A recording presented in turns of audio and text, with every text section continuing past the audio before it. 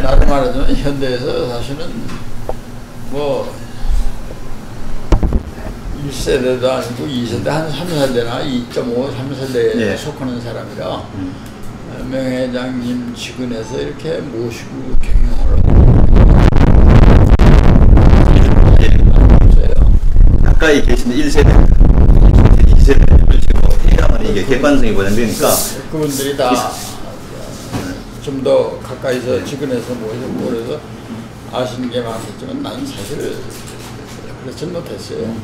멀쩡한 먼 자리에서 여러 가지 이제 그런 거에 대한 그걸 이해하고 그러한 기능 철학을 실무에 옮기고 싶다는 의욕은 가지고 있던 사람 중에 하나지만 직원에서 모시지 못했어요. 그래서 질문 표준회를 보긴 봤는데요. 그중에서 명예회장님에 관해서 뭘 좀 자료를 하고 싶다 그러면 나는 그렇게 착한 사람은 아닙니다. 아시는 대로 그만 해주시면 됩니다. 많은 분들 저희들도 이제 하면서 좀 굉장히 지근거리에서 좀 하신 분도 있고 좀 한 발 떨어져가지고 이제 하나의 어떤 그런 그 지칭 반 경영자로 하신 분도 있고 해가지고 그런 자료들이 이제 다 종합돼야만이 이제 우리 창업자를 평가를 하기 때문에 사실 같은 정도 굉장히 중요합니다. 그런 측면에서는. 그렇게 생각하신다면 제가 그동안에 뭐 사장까지 하고 그랬으니까 거기에 대해서 뭐좀 일부 내가 필요할 수 있는 의견이 있을 수는 있겠죠. 그 해당되는 부분만 말씀해 제가 질문하더라도 그런 거 잘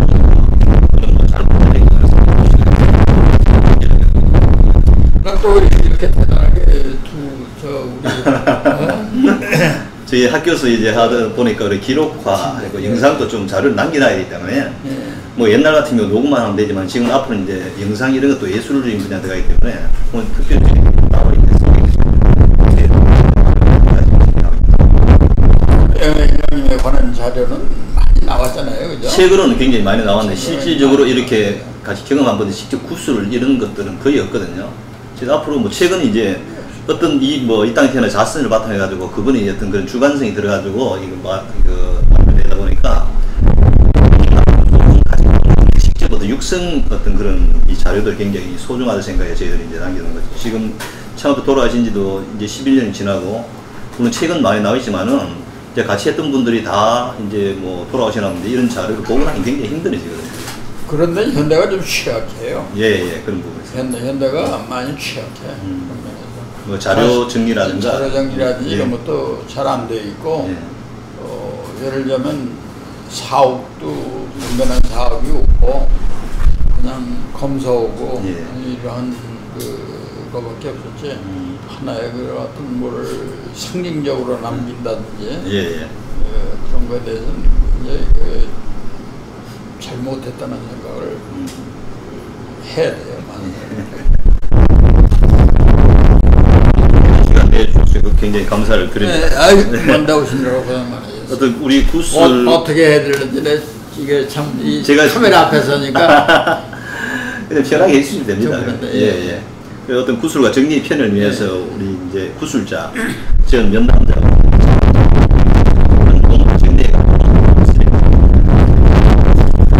구술자 개인생애에서 좀 여쭤보도록 하겠습니다.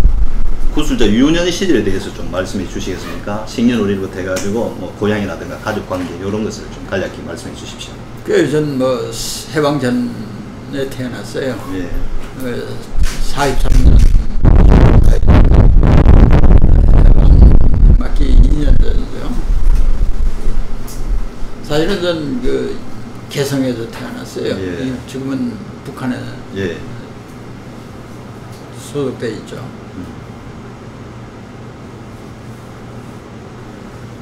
가족 관계는 어땠습니까? 가족 관계는 그 지금 현재 저하고 제 처 위로 누님 두 분이 계시고 밑으로 동생들이 있고 남동생들이 그리고 저희 직계로는 일남이죠.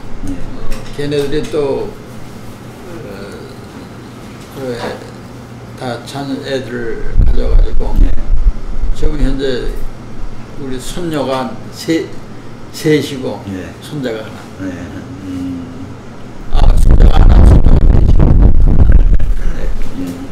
우리 구슬자의 어릴 때 뭐 가정 형편은 좀 어땠습니까? 이제 개성에서 태어났다 그러는데. 개성에서는 비교적 좀 유복한 집안에서 태어났다고 이렇게 말씀드릴 수 있겠어요. 아버님께서 굉장히 큰 개성이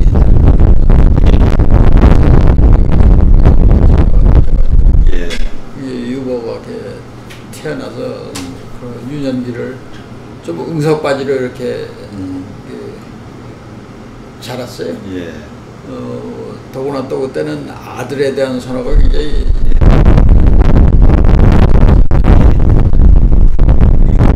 누님하고 제일 큰 누님하고 차이가 9살이에요. 예. 그러니까 상당히 귀한 아들이 됐었죠. 그래서 좀 그런 응석바지의 어린 시절을 보냈다고 말씀드렸죠. 그러면 학창 시절 중에서 기억에 남는 일이 있다면 좀 말씀해 주세요. 기억은 뭐 돌아가자면 내가 6.25를 맞이한 게 7살 때예요. 네. 7살 때였는데 그때도 그 좀 저는 그렇게 그런 데서 자라고, 근데 아버님하고 큰누님하고 미리 서울에 와 계셨고 우리는 6.25를 그냥 개성에서 맞았어요. 예. 나하고 위에 누님하고 밑에 동생 하나하고. 그래가지고 바로 이 북괴가 쳐내려오는 걸 그냥 눈앞에서 다 본 거죠. 그래서 갑자기 이제 가장도 없으시고 그래가지고 그때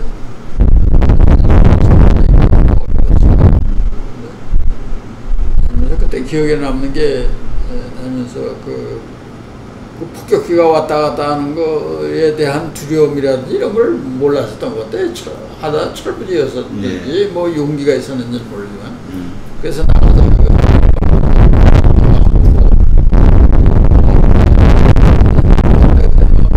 그 감옥소 같은 데도 가가지고 그 곤피라는 거 있죠 지금. 예. 네. 그거 갖다가 먹고 그런 적도 있어요. 그래서 지금 지나고 보니까 말이야 상당히 그런 데 대한 뭐가 다닐 때는 난 사실 운동을 참 좋아했어요. 예. 야구를 좋아해서 야구를 할까 그러는데 집에서 우리 아버님이 상당히 완고하셔가지고 예. 뭐 공부 이외에는 뭐 별로 이렇게 해주신 게 없어요. 상대방이 갈등도 느끼고 그랬어요. 그래서 또 그런데 태어나서 그런 게 연장선상에 그렇게 하더니 좀 유약하다 볼까 그런 데는 있었는데 좀 하나 내가 특히나 나는 좀 끈질긴 데가 있어요. 뭘 한번 하고자 하면 좀 불독꽃이야. 안 놓고 끝까지 끝장을 봐야 돼요. 예. 그래서 요즘도 뭐 생각나면 바로 뭐 인터넷 들어가서 찾아봐야 되고 그걸 풀어야 잠자리에 들어요. 그게 그때부터 좀 있었고, 난 또 수학을 좋아했어요. 예. 국어를 굉장히 싫어했고 국어하고 한문을 싫어해가지고 그것도 했었는데 왜 그렇게 싫어했는지 몰라. 그런데 지금 돌이켜 생각하면 참 잘못했다. 내가 그런 거에 대한 게 국어를 왜 그렇게 싫어하고 내가 좋아했어요. 이 인생을 사는 그런 것도 있었지 않나. 그래서 국어를 좋아했으면 그러한 사고의 능력이 달라졌을 거다. 운해 활동을 많이 좀 해서 운해 활동을 하면서 덜 한 사람이에요. 그 책을 보고 이렇게 좀 문학적인 책이라든지 이런 거하고는 그렇게 깊이 있게 하지를 못했어요. 예. 참 그런 단점이 있는 학창 시절을 보냈죠. 뭐.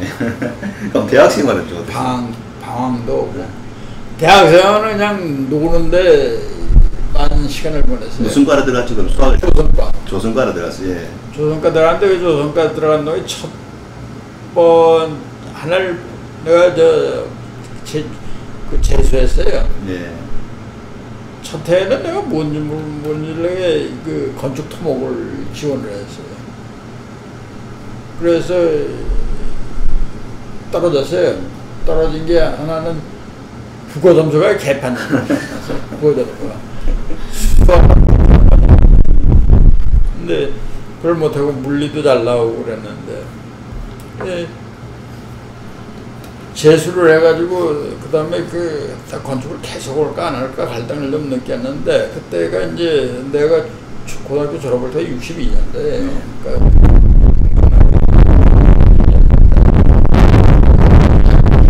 대통령께서 산업화 그 경제개발 5개년 계획 1차 하시고, 그때 조선과 학생들 유학 보냈어요. 예. 독일 유학 보냈어요. 친구를 통해서 이렇게 들으니까 뭐 상당히 그 앞으로 유명하지 않겠느냐, 청춘 것이 미뤄질 거다 해서 조선을 택해서 들어가고, 택해서 들어가고 난 다음에도 사실은 유학도 좀 생각을 하고 그랬는데, 그때 앉았어요. 그래서 유학 가고 이럴 성패는 못하고, 내가 뭐 공부를 잘해서 장학금 받기도 어렵고, 그래서 애를 망가시 실컷 놀고 한번 대학 생활을 나름대로 이제 그 스트레스도 해소 보내자 그래가지고 2년 보내고, 그리고 군대 갔어요. 그래서 난 그때부터 그랬어요. 대학 생활을 하면서 내가 군대를 가는 이유 중에 내가 마음을 품고 있었던 건, 내가 엔지니어스 크는 것보다도 내가 이게 넓게 봐가지고 그 마케팅이나 영업이나 뭐 이런 경영 매니지먼트 생각을 했어요. 그래서 내 공부 그 자체는 별로 큰 흥미를 못 느꼈어요. 대학 시절을 보냈죠. 아닙니다. 꼭 필요한 말씀만 하셨습니다. 그 구술자가 살아온 시대에 대한 생각은 좀 어떤지 여쭤보고 싶은데요. 왜냐 그러면 그 뭐 해방, 한국 전쟁, 뭐 4.19, 5.16, 또 그 이후에 어떤 격동 시대를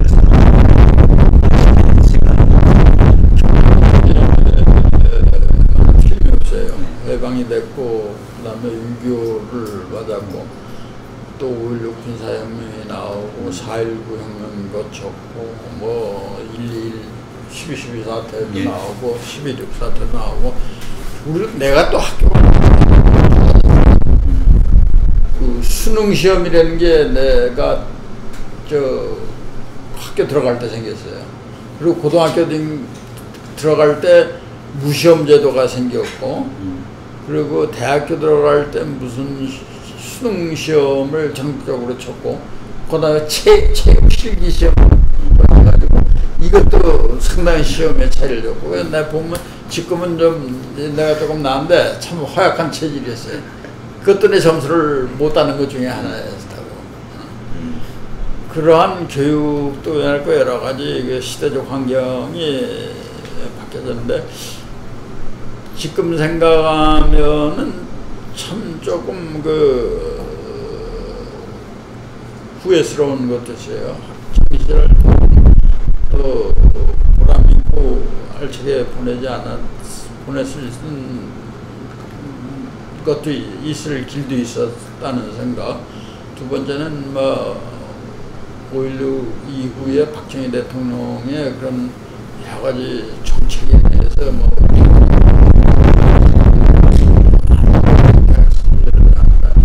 그때 뭐 경부고속도로 뭐도 하는데 민주화니 뭐냐 했는데, 지금 돌이켜 생각하면 참 세상 보는 걸 왜 그렇게 좋게 말해 이렇게 봤는지, 그리고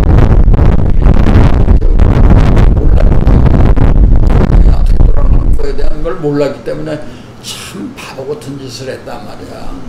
그런 참 우리 반만 년의 말의 역사에 참 그런 위대한 우리의 영웅을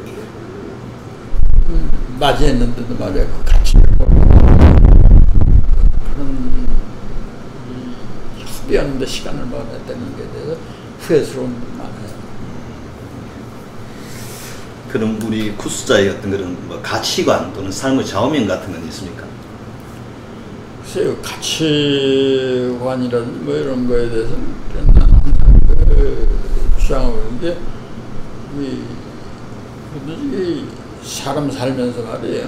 난 뭐 이렇게 어떻게 어떤 예를 들면 컨셉이라든지 어떤 한두 마디에 이런 정의를 하는 것 자체에 대해서 나는 별로 그렇게 당당하게 생각하지 않아요. 네. 나는 그렇게 삶이라는 게 살면서 어려운 어떤 여건을 해야 할 때 그를 풀기 위해서 우리 스스로가 있는 거지. 어떤 우리 스스로가 어떤 환경을 갖다가 우리가 엔조이하고 그거에 있는 환경에서 더불어 사는 거에 대해서 상당히 게 아니잖아요. 그리고 뭐가 부가가치를 창출해내는 그런 창조적인 그런 생활을 해야 되지 않느냐. 그러기 위해서는 노력을 해야 되고 항상 성실하게 되고 그런 게 필요하지 않느냐. 그리고 이렇게 회사 다니면서 그랬어요. 우리 현대의 기질로 보자면 이렇게 굉장히 수직적인 중공업이라든지 건설이라든지 수직적인 그런 어떤 그런 조직 사회에서 살았기 때문에 군대 같은 문화가 해야 돼가지고 이렇게 명령계통으로 하지 않느냐 이렇게 생각하는데 나는 CEO고 CEO 동안에 많은 시간을 듣는 데 보냈어요. 예. 그 듣는 데는 거에 대한 가치가 말을 잘한다는 거는 잘 듣는 겁니다. 예. 그게 사람의 기본이고 남을 의사를 충분히 들어줄 수 있는 거 그거 굉장히 쉬운 일은 아니다 하는 걸 내가 느끼면서도 그걸 몸소 실천을 좀 해보려고 애를 쓰는 사람이에요. 예. 그럼 구수자 취미생활 뭐 젊은 시부터 꾸준히 해오고 있다든가 뭐 건강관리 위해서 특별히 하고 있는 것은 무엇입니까? 운동을 좋아했어요. 예. 운동을 좋아했는데 그다음에 이 지속적으로 못했어요. 못하고 그때는 뭐 어려울 때니까 언제 먹고 살아야 된다는 그런 환경. 예. 그가 우리의 최대급 선무였었고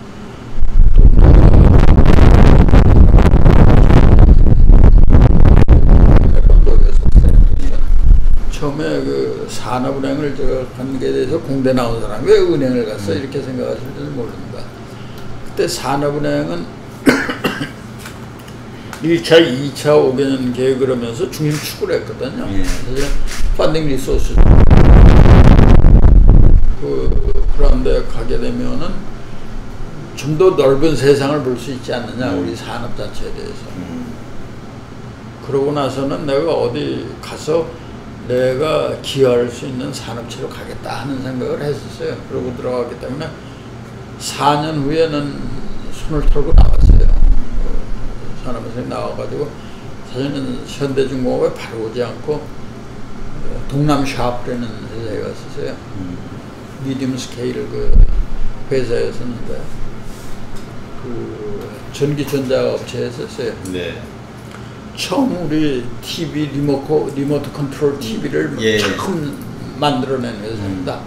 이중현 기업이었었는데 그 회사 한 2년 가 있었는데 그거는요 이 럭키하고 그때 LG밖에 없었는데 삼성이 후발주자로 나오면서 삼성이 거의 시장에 들어오고 나서 거대한 자본력으로 그냥 공세를 취하니까 정부에서 대리점들 다 가져가고 뭐 그러니까 그런 기업에서 내가 좀 더 선진적인 그 기업에서 내가 뭐 좀 기여를 하고 뭐 해보고 싶다고 엄청 노력을 하고 그 나름대로 했는데 안 됐더라고요. 그래서 야 이건 이렇게 된 게 아닙니다.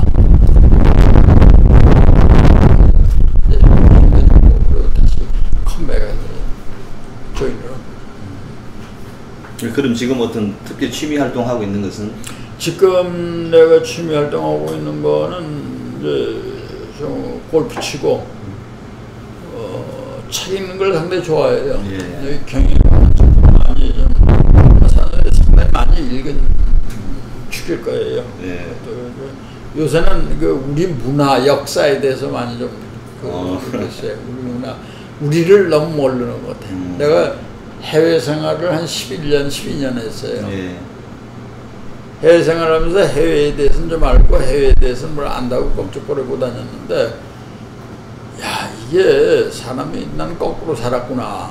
우리 거를 알고 살아야 되는데, 그 전에 세계화, 국제화다 뭐 대통령들도 하면 다 얘기를 했는데, 세계화, 국제화라는 게 뭐냐면은 우리 걸 가지고 나서 우리 걸 국제화 시키는 거지, 다른 나라 걸 수입을 해서 거기에 우리를 맞추는 거지. 이거는 아니다 하는 생각이 납니다. 조선어로 하면 중국어로 하면 우리 현대 스탠다드가 인터내셔널 스탠다드로 만들어야지. 그게 우리가 할 일이다 말이야. 이렇게 생각을 해주고, 지금도 운동으로는 골프하고 오후 한 4시쯤 되고 꼭 피트니스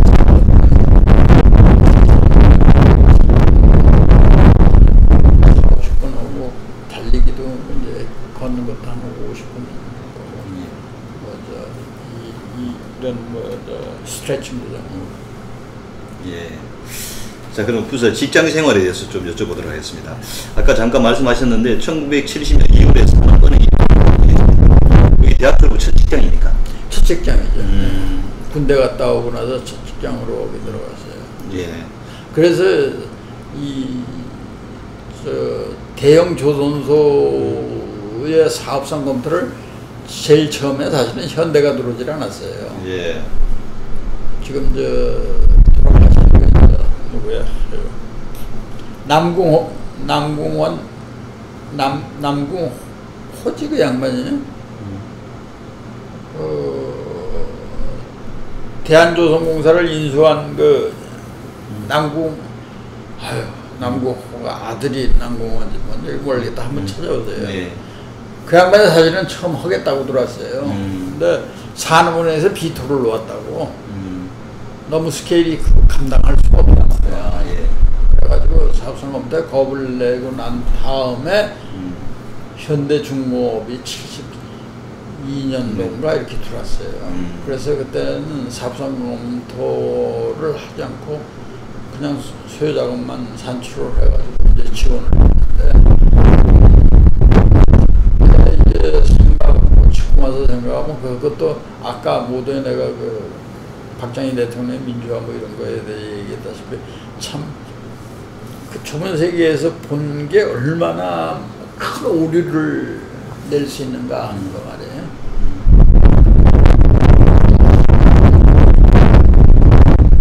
그러면 그 산업은행 근무하실 쪽에 현대그룹 조선소 계획서를 받아 보신 데가 간접적으로 참여했어요. 간접적으로 참여. 그때 골리아스 크레인도 감명적인 게 우리 명예회장님 골리아스 크레인도 아마 다른 난공원에서 썼을 거예요. 우리 명예회장님이니까 그거 일부 중요 부품만 들어가지고 그 제관은 다 우리가 할 수 있지 않느냐 그래가지고 다 우리가 제작해서 조립해서 탑재했어요.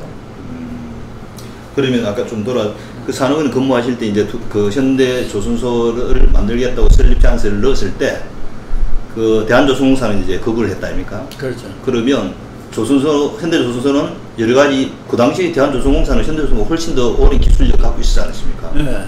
근데도 불구하고 현대조선소를 바로 승인한 이유는 뭐라고 생각하십니까? 그때의 그 분위기는 내가 그런 어떤 위에서의 그런 거는 그때 실무자였으니까 예. 모르고 조선을 키워야 된다는 건 기본적인 생각이에요. 그 대신 얼마를 그걸 어떻게 하는 게 가장 적정한 우리가 감내할 수 수준이냐 하는데 우리가 이제 집착을 한 거였었죠. 그렇기 때문에 조선이라는 관계에 대해서 생각이 있었던 거예요. 정책적인 거 사전에 합의가 있었어요. 근데 거기에도 구체적으로 들어오고 구체적으로 해가지고 구체성 있게 사업 계획을 꾸며가지고 오고 전반적으로의 그런 하겠다는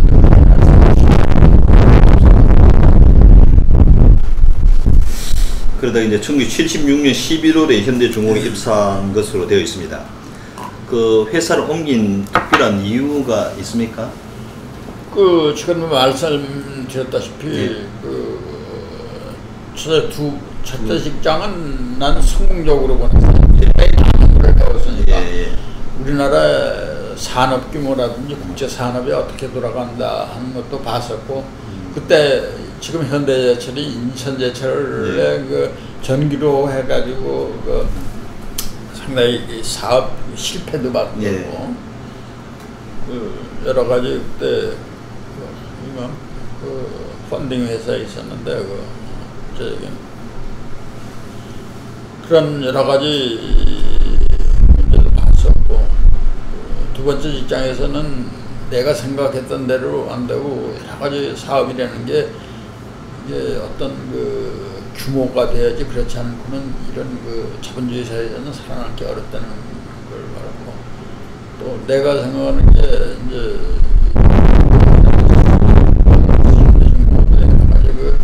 사업 실천하는 거 말이죠. 골리아스 크레인을 갖다 다 수입 안 하고 스스로 제작해가지고 하고 그 배도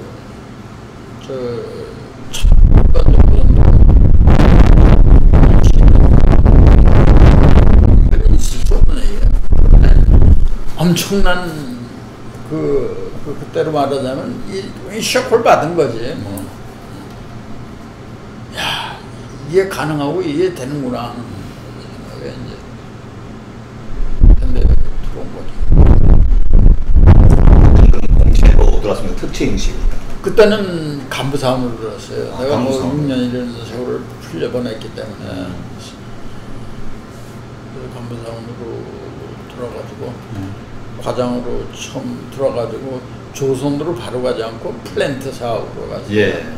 왜냐하면 그때 또 여천 여수 화학단지를 우리나라가 계획하고 실천할 때예요. 그래서 처음으로 도요 엔지니어링을 맡았고 그래가지고 처음으로 국제 입찰이라는 걸 하고 처음으로 영어로 입찰을 제출했다고요.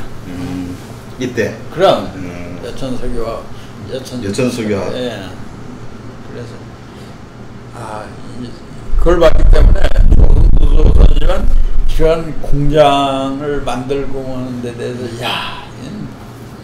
한번 해볼 만한 도전해볼 만한 거 아니냐 해가지고 자부심이 굉장히 많이 그래서 플랜트 사업본부에 들어가가지고 마케팅에 영어해서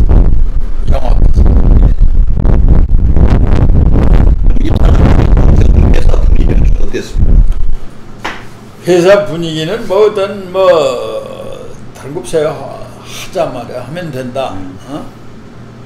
그냥 그때는 시간 가는 줄 몰랐어요. 정말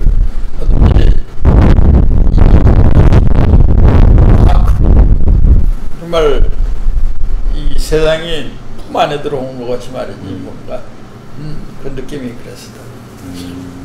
시간 가는 줄 모르고 밤에 아침 새벽 별 보고 나와서 별 보고 들어갔어요. 그러면 이제 입사해서 제일 먼저 배치받은 것이 플랜트 사업부. 그 조선 쪽으로는 가지 않고 계속 플랜트 사업부에 몇 년 근무했습니까? 플랜트 사업부에 2년 근무하고 78년도에 밴콕으로 이제 그렇게 넘어가게. 밴콕 지사에 나가게 된 동기는 거기서 이제 세멘트 공장을 하겠다고 그랬어요. 그래서 내가 그 세멘트 플랜트의 프로젝트 매니저를 했다고요. 그래서 그걸 계속 추진해가면서 이제 하다가 현대종합상사가 탄생을 하고 이제 그때 인터내셔널 네트워크를 글로벌 네트워크를 할 때 밴콕 지사가 설립됐어요. 그래서 지점장으로 나가면서 플랜트 거기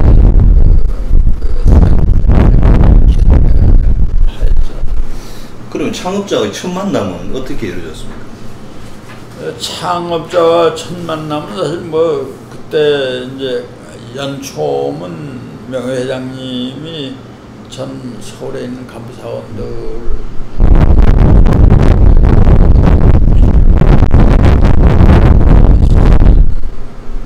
그래 같은 거 그때 이제 명예회장님을 이제 멀찍이면서 뵙고 그분의 말씀 같은 거에 대해서 상당히 감명을 받았고 그리고 개인적으로 이렇게 장이 된 거는 에이시안 게임이 내가 거기서 있다가 어디로 갔냐면 다카로 갔어요. 방글라데시 다카 지사로. 그것도 플랜트 때문에 갔어요. 이제 그 뱅콕을 완전히 파운데이션을 만들어 놓고 다시 뱅콕으로 가서 뱅콕에서도 플랜트를 했어요. 강원 공장 수출을 하는데 그 우리가 입찰해가지고 성공을 해가지고 플랜트 공장을 세워줬어요. 그래서 거기 철강도 계속 포스코 철강도 수출을 하고 거기서 2년을 해서 파운데이션을 만들어 놓고 그 다음에 봄베이로 옮겼어요. 뭄바이. 네. 인도 뭄바이로 82년도 초에 갔어요. 뭄바이는 또 뭐가 있었냐면 그때 ONGC라고 그래가지고 옵쇼어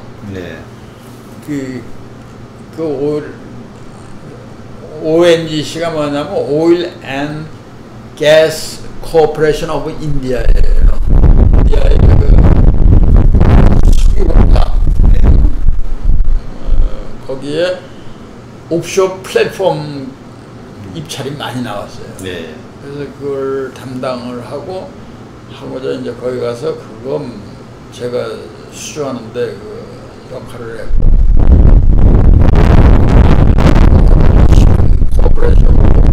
SCI라는 그 국영 석유 회사가 엄청난 양의 엄청난데 그때로는 15석의 그 뭐랄까 유조선 입찰이 나왔어요. 그래가지고 그것도 입찰에 들어가서 그때가 83년도인데 굉장히 어려울 때예요. 그때 완전히 선박 조선 마켓가 콜lap스가 됐을 때예요. 그니 뭐 그 15척이라는 거 어마어마한 그때 정말 사막의 오아시스나 마찬가지죠. 그 수주를 해서 그때부터 이제 조선에 또 이제 제가 몸담게 된 계기가 된 거예요. 근데 그때 82년도인가 2년도를 알고 있어 확실히는 알아요. 인도의 뉴델리에서 그걸 했다고요. 아시안 게임. 회장님이 그때 대한체육회장이어서 YOC 위원이셨구나. 그래서 거기 오셨어요. 우리 선수단이 온데 오셨어요. 올림픽 기간 동안에. 그래서 그때 지점장으로 오셨죠. 일주일간 모셨어요. 그리고 그 다음에 뵌 건 런던 지사 가서 86년도에 또 한 차례 방문을 하셔서 뵙고. 그러면 이 공채로 일단 들어올 때 특채를 간부상 그때 면접 명예회장님 면접을 안 했어요. 안 하고, 큰 것도 아니고, 그러니까 우리 특별히 이렇게 명예회장님이 사원 채우는 데는 상당히 위임을 하셨지, 이렇게 개인적으로 이병철 회장님 같이 이렇게 인상 못 보고 한다는 그런 건 없어요. 그 전에는 있으셨죠. 초기에는 좀 얼마 안 되니까 직접 하시는 모양이더라고요. 초기에는. 근데 78년도에 이제 방콕 지사장 갈 때는 현대 중공업 소속이라는 조선 소속이라는데 그럼 나가면서 종합상사 소속으로 나가면 종합상사 소속으로 했나? 그럼 이 종합상사가 그 무렵 만들어진 거죠? 그렇죠. 만들어지면 그렇게 나가는 거죠. 그 종합상사의 의미란 것은 결국 수출을 효율적으로 하기 위한 그때 이제 상사라는 게 이제 거의 하나의 이 트렌드였었어요. 삼성도 물산이 그거 했었고 LG도 그래서 LG 상사가 있었고 그런고 일본도 그때 이토촌이 뭐 미쯔비시 상사들이 다 역할을 할 때였었어요 그때. 그랬을 때 그리고 수출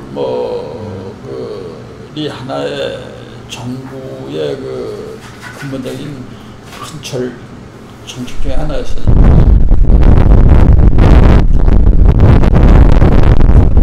수출의 그 시너지를 놔두고 하자 그래가지고 만들었던 거죠.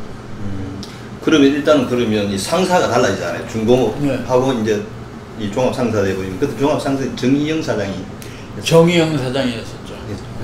사장이 초대 사장. 사실은 처음에는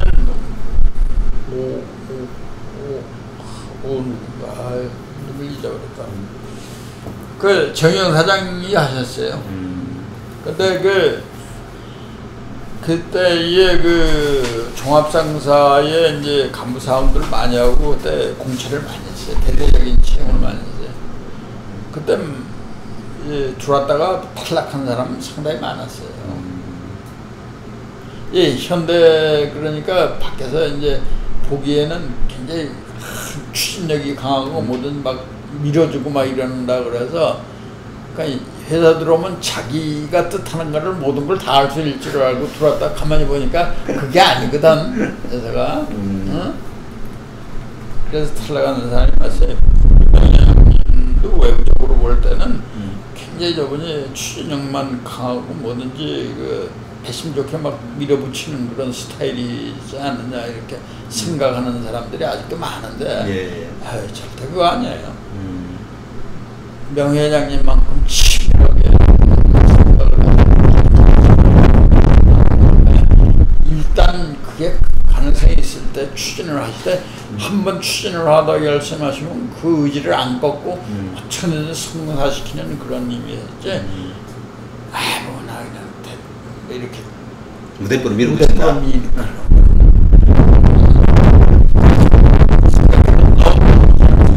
회장님을 잘못 생각하는 거예요. 그러니까 1984년도 다시 현대중공업 조선사업본부 이사로 오셨는데 다시 중공업으로 오게 된 배경은 무엇입니까? 그 SCI에 이제 선박수주 15 척을 했잖아요. 그래서 이제 내 말이야 며칠 군데 정말 끼니를 굶다가 이렇게 들어와서 하니까 잘해줘야 될 거 아니에요. 그러니까 내가 그걸 수주도 했으니까 그것도 인도까지 잘 관리를 하라고 해가지고 조선사업부로 해가지고 왔고 내가 백그라운드가 또 조선 아니에요. 그러니까 조선에서 스카우트한 거죠. 그럼 아까 잠깐 말씀했지만 그 수주 15척 때문에 현대중공업 분위기 그 당시 굉장히 불황이 났지 않습니까? 엄청 불황이. 근데 그때 분위기는 좀 어땠습니까?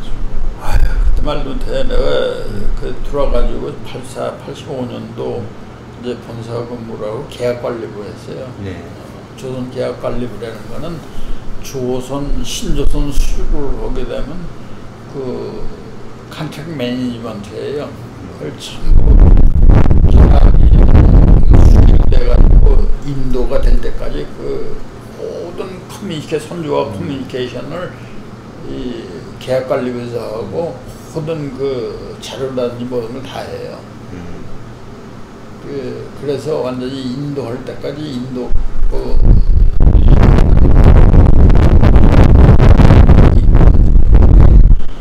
수도 어렵지만 선박 내보내기도 어려웠어요. 그 울산 우리 조선소가 완전히 부산 항구보다도 더 휘황찬란했어요. 왜냐하면 배들마다 가져가면 하루에 왜냐하면 배는 넘쳐나지 화물은 없지. 그러니까 배를 가져가면 그냥 그때부터 감가상각비부터 해가지고 뭐 거기 사람들 선원들 비용 뭐 해가지고 그냥 운송하니까 배 어떻게 하면 안 가지고 가느냐가 이 선주들 머리에서 떠나지 않는 거예요. 근데 합법적으로 안 가지고 가는 방법이라는 게 유일한 게 기술적인 클레임을 거는 거예요. 이거 잘못됐다, 저거 잘못됐다, 뭐. 그러니까 배에 뭐 수십만 개의 부품이 모아가지고 된 배에 하자라는 거는 이거는 없을 수가 없거든요. 네. 그렇기 때문에 계약상에서도 마이너한 그 기술적인 사항으로 해가지고는 리젝트 못하게 돼 있어요. 감독하고 그거에 대한 걸 나중에 그 우리 애프터 서비스를 해고 이렇게 했는데 그렇더라도 막 온갖 그 기술적인 클레임을 다 거는 거예요. 네. 그래가지고 근데 그거 하는 동안에 밤에 한 2~3시간 못 잤어요.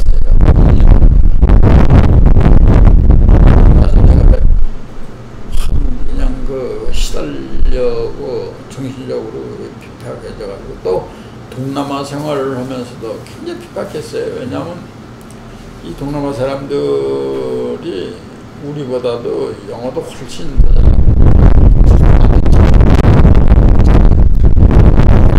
어떨런지 몰라도 뱅콕이라는 거, 범베이라는 거 이런 이건 우리보다 훨씬 더 국제 글로벌라이즈된 도시거든요. 사람도 교육도 다 외국에서 받은 친구들이고 그러니까 굉장히 이 사람들 어떤 의미에서는 말이에요.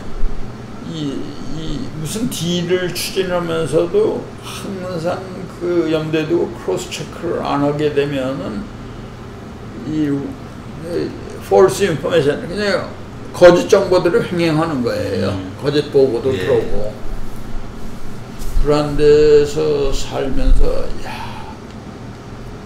그때도 상당한 많은 그 수습을 하기까지의 그 노력이라는 건 말도 못해요.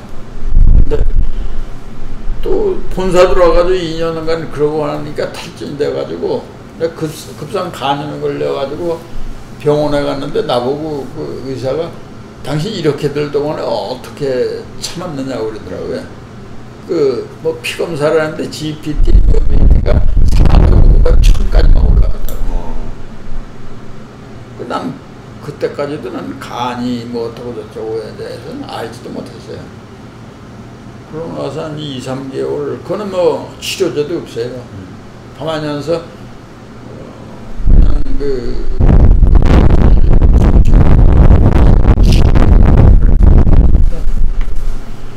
한 1개월 병원에 있었고 2개월 정도 이제 그거 하면서 치유된 그런 것도 있었어요. 또 그러시다가 1986년 4월에 다시 런던 런던으로 나왔습니다. 그때 이제 이출림 회장님께서 회장님 하실 때예요. 런던 지점장이 그때 들어오고 내가 2년 동안 계약관리부를 또 성공적으로 이렇게 끌어왔고 참 그때 얘기하자면 할 얘기가 너무 많아요. 너무 많아. 그래가지고 이제 런던 지점장이 들어오니까 제가 데이터를 나간 거죠. 뭐.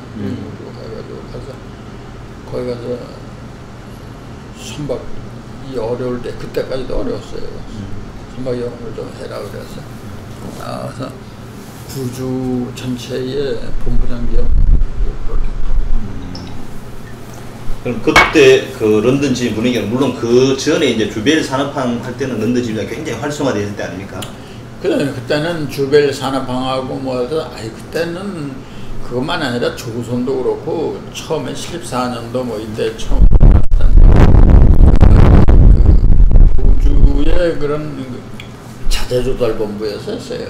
선박부품도 거기다 들어오고 선박 엔진 다 거기서 다 들어오고 중동 건설하는 거 거기서 다 들어가고. 근데 80년대 런던 지점의 분위기는 좀 어땠습니까? 그때는 뭐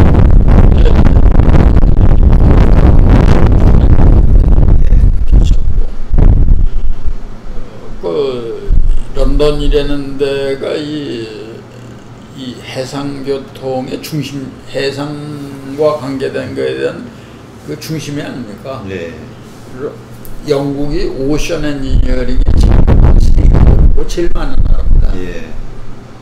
5대양 6대주를 옛날에 경영한 나라니까. 그리고 잘 아다시피 로이드 그 선급이 거기 있고 로이드 보험이 거기 있고, 그러니까 해상교통의 중심지였어요. 해상교통에 관한 모든 산업의 중심지라고. 자금, 보험, 무역, 뭐에 대한 중심이었다고요.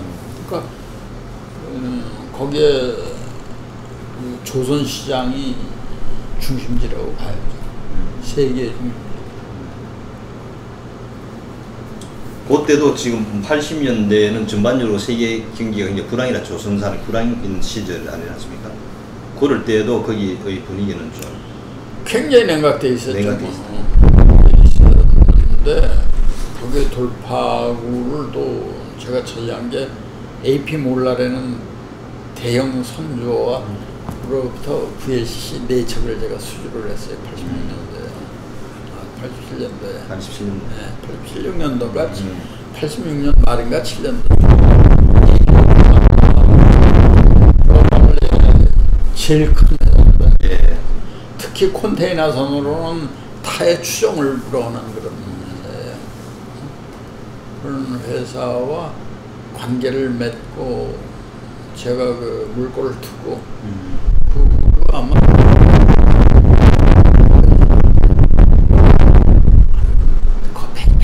했을 거예요. 뭐 확실한 데이터는 제가 안 가지고 있습니다. 엄청나게 많은 수주를 했고 어려울 때에 참 그런데 고마운 그런 선배였었어요. 예. 그럼 그러시다가 1990년 3월에 다시 조선하고 영업상무로 이제 자리를 옮겼었네요.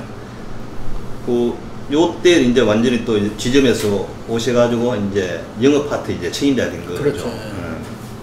그때 현대중공업 분위기는 좀 어땠습니까? 그때도 시황이 그렇게 활성화되진 않았어요. 업앤다운이 있었는데 전체적으로는 약간 픽업된 그런 상황이었었죠. 픽업되는 상황이었는데 그때도 그냥 쉬운 만만한 그 시황은 아니고 그때 보게 되면 들쭉날쭉해요. 막 수주가. 참 일감쳤는데 혈안이 됐다시피. 그리고 회사 내부적으로도 뭐 그때는 이제 노사분규라든가 이런 것들이 굉장히 좀 90년대가 잘 힘들었고 90년대 들어와서는 조금 더 좀 소강 상태로 하고 그 전보다는 그런 조금 합리적인 그런 대처가 가능할 수 있었던 때로 봐야 돼요. 예. 근데 그 일반적으로 현대중공업 영업본부